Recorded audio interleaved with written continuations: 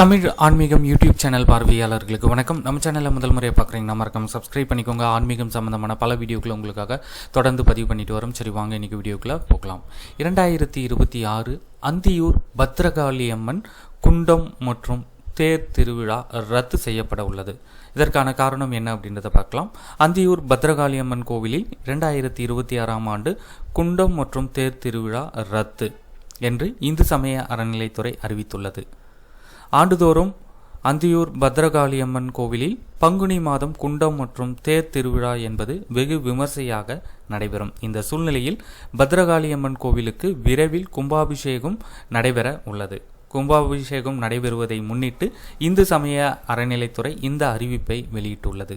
கடந்த ஆண்டு, அதாவது 2025 நவம்பர் 10 பாலாலயம் செய்யப்பட்டது குறிப்பிடத்தக்கது. இந்த முக்கியமான அப்டேட்டை நண்பர்கள் அனைவருக்கும் தெரியப்படுத்துங்க. நன்றி, வணக்கம்.